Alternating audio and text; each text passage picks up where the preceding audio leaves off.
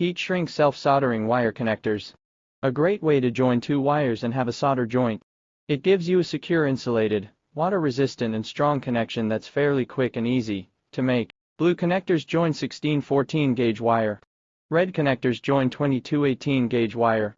Yellow connectors join 12 10-gauge wire. White connectors join 26 24-gauge wire.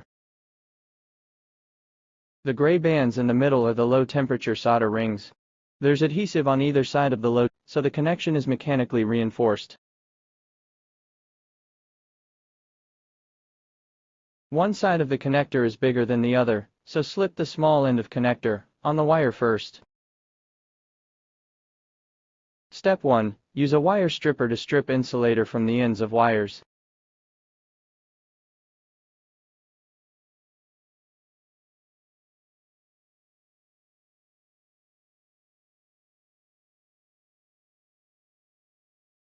Make sure the copper is clean and shiny. Push the wire strands together so them intertwine with each other. Give the wires a slight twist to keep the strands together.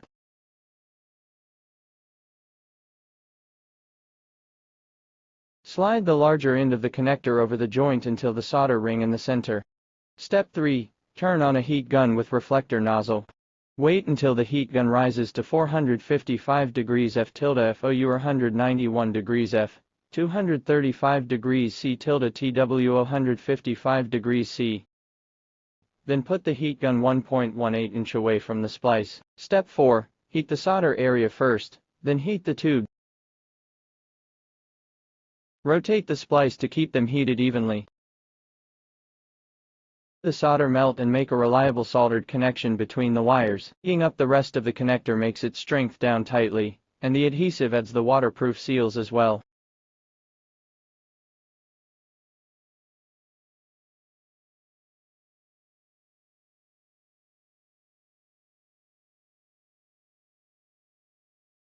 Rotate around in order to keep them heated evenly.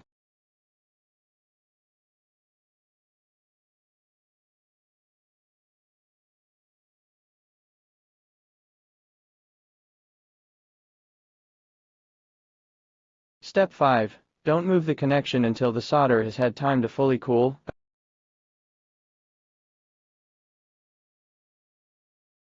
You can pull hard and it won't separate unless you don't let it cool before tugging on it. Solder seal connectors can keep wires safe from moisture and corrosion.